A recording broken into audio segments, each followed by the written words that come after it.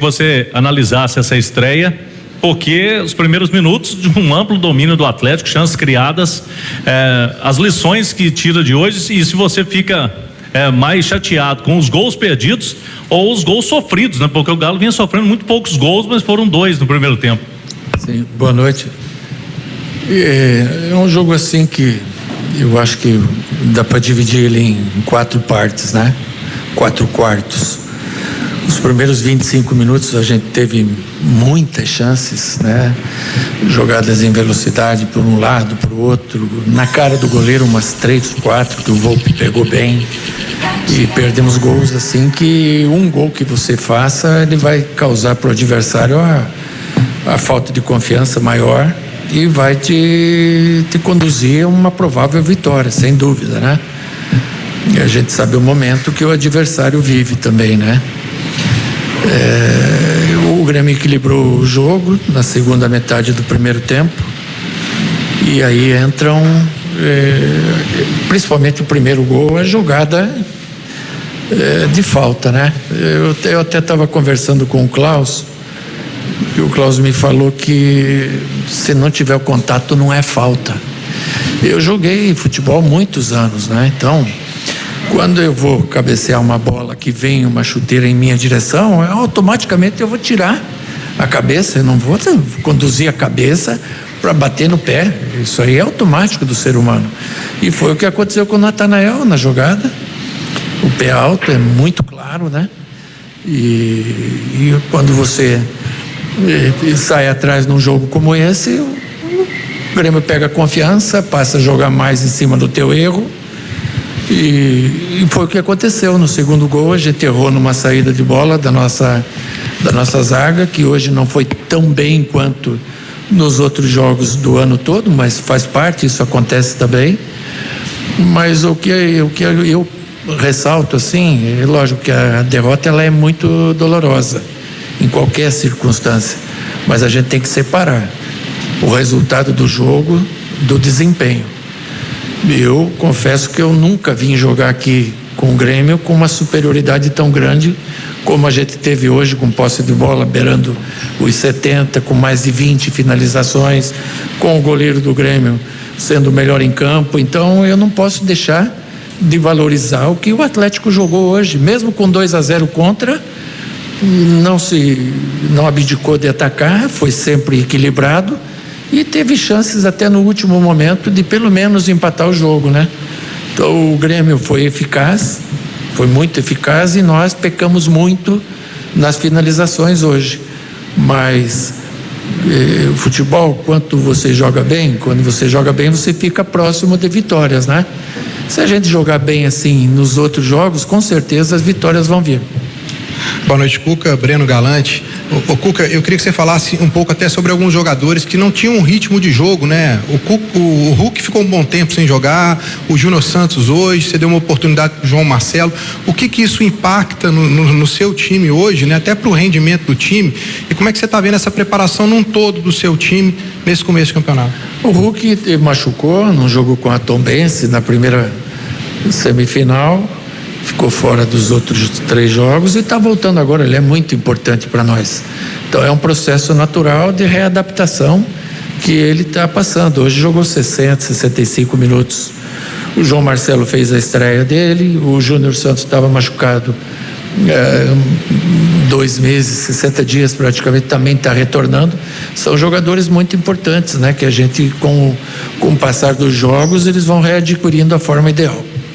Cuca, Tomás Machado do Sacode Minas, o torcedor do Atlético tinha uma implicância daquele jogo retrancado, e hoje a gente viu o seu time jogando bem para cima.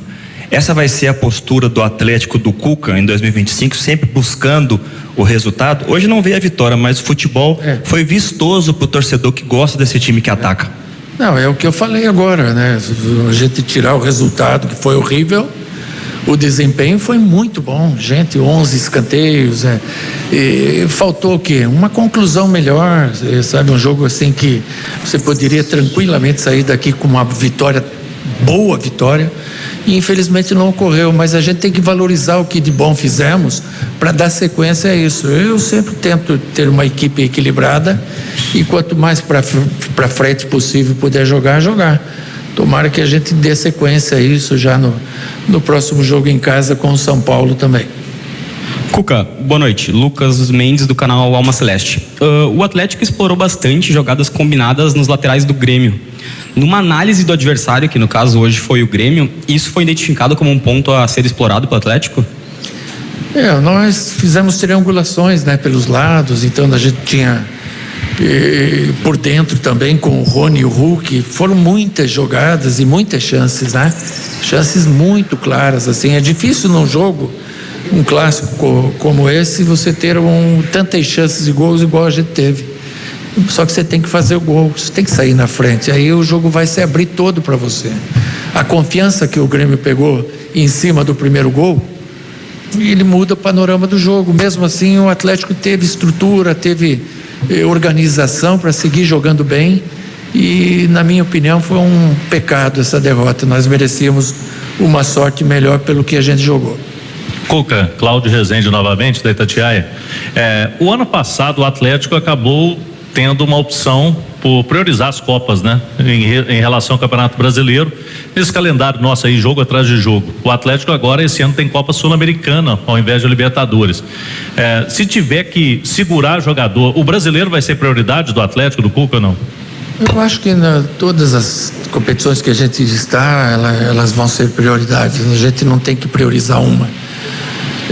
A gente está em reconstrução ainda do nosso elenco. Nós estamos fazendo as coisas gradativas, sem alarde, com muita certeza no que a gente está fazendo. Aí a gente ainda vai fortalecer o nosso elenco, que nós temos essa necessidade, mas tudo no seu tempo. Eu, sinceramente, apesar da derrota, eu estou muito contente com o que eu vi o Atlético jogar. Sabe? Mas como é que o cara está contente com perdendo o jogo? Não estou contente com o resultado, e sim com o desempenho que a gente teve. Foi muito volume, foram muitas situações, e infelizmente hoje a bola não entrou. Boa noite, Cuca. Zé Alberto, Rádio Gaúcha. Zé. Tudo bem? Prazer te rever. Igualmente.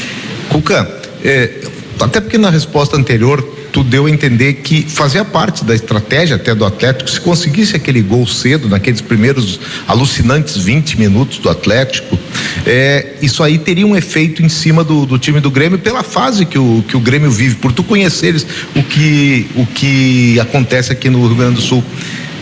Essa estratégia, tu acha que a vitória de hoje pro Grêmio, ela acaba criando uma situação em que outros clubes não vão poder jogar com essa estratégia, porque é suficiente para mudar uma fase no Grêmio? Eu não sei, né? Mas a vitória, ela sempre te dá uma tranquilidade, por mais que às vezes você não a mereça, né? Mas ela te dá uma tranquilidade. No nosso caso, como é um campeonato de 38 jornadas e é a primeira que a gente está jogando e vem de uma derrota, eu em 2021 estreiei contra o Fortaleza perdendo em casa e não jogando nada. Então aquilo foi muito mais frustrante, né? Agora hoje, essa derrota que a gente teve, se você tirar o resultado, que não se pode tirar o resultado, mas se você vê o que o time jogou, foi bonito, foi um jogo muito bem jogado, com jogadas de triangulações pelos dois lados, com envolvimento, uma supremacia muito grande, mas o Grêmio foi eficaz. O primeiro gol foi irregular, isso aí é nítido, ele sim te dá uma condição do adversário pegar confiança no jogo.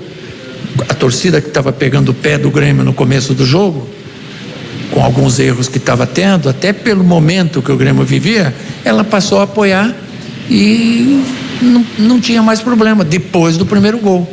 Por isso que é muito importante no jogo assim você sair na frente. Cuca, Breno Galante novamente. Depois do título do hexacampeonato, em entrevista você falou sobre a questão da necessidade de reforço para o time. Na semana passada, depois do jogo treino, você falou novamente, e de lá para cá você não só não ganhou reforço, como perdeu o Daverson, né? Olhando daqui para frente, até o dia 11, Ainda existe alguma necessidade, uma possibilidade de chegar algum reforço para você? Vocês estão pensando isso só no meio da temporada? Como é que está esse planejamento? Bom, eu acho que a gente tem potencializado o elenco em todos os sentidos. Eu acho que tecnicamente, taticamente, eles estão evoluindo jogo a jogo. Eu repito, a exceção do resultado hoje foi um grande jogo. Nós temos algumas necessidades, a diretoria sabe, estamos trabalhando em cima disso. De repente, se você não consegue trazer nessa janela, tem uma janela daqui 2 meses, que ela é uma janela mais ampla e que você pode ter jogadores diferenciados para poder dar aquele up que geralmente as equipes dão naquele momento. Então a gente tem que ter paciência. São algumas jornadas que a gente pode ficar sem os reforços pro elenco, mas o nosso time é bom, então a gente vai valorizar muito esse pessoal que está aí também.